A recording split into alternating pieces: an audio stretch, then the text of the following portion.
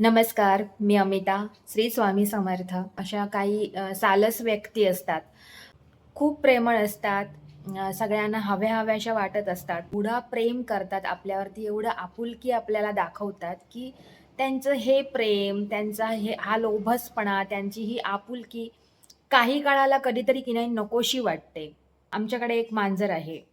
हां, आहे, चांगली आहे. तरी खूप ती प्राण्यांमध्ये की नाही असा एक प्रेमळपणा असतो, तो जाणवतो बघा. तो तिच्यामध्ये जाणवतो, परीमध्ये खूप जाणवतो. खूप छान आहे, खूप लोभस आहे.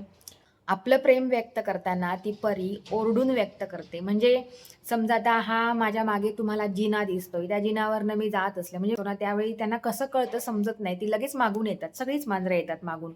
मागणं येणार ते मांजर, आमची परी मागणं येणार आणि पायात नुसती घुटमळत राहणार आणि नुसती ओरडत राहणार, म्याव, म्याव आणि म्हणजे त्याला नंतर उचलून घेतलं, तर उचलून घेतल्यानंतर राहणारही नाही अंगावरती. लगेच उडी मारून खाली जाणार आणि नुसती पायात येणार. नुसती काय खाऊ घातलं त्यावेळी तर ते खाणार सुद्धा नाही ती. म्हणजे तिला थोपटलं किंवा तिच्यावरती हात फिरवला, तिला हाक मारलं. म्हणजे आम्ही प्राण्यांशी बोलतो. प्राण्यांशी म्हणजे आमच्याकडे फक्त मांजरं आहेत. अंगावरती हात फिरवला तर तो तिला नको असतो. म्हणजे तिला काहीच नको असतो. फक्त ओरडत राहते, ओरडत राहते. आणि आपण ज्यावेळी गडबडीत असतो ना आणि त्यावेळी जर जिन्यावरनं आपण उतरत असताना जर पायात येत राहिली, तर ते कंटाळवाणं होतं. कारण आपल्याला फास्ट जायचं असतं, खाली उतरायचं असतं आणि आपली कामं आवरायची असतात. मग अशा वेळी की नाही ह्या मांजरांचा फार कंटाळा येतो. मग मी धरून 1-2 फटके मारून देते आणि मग ती पटकन पळते. परत थोड्या वेळाने येते ती पायाकडे घासायला, अंग घासायला येते.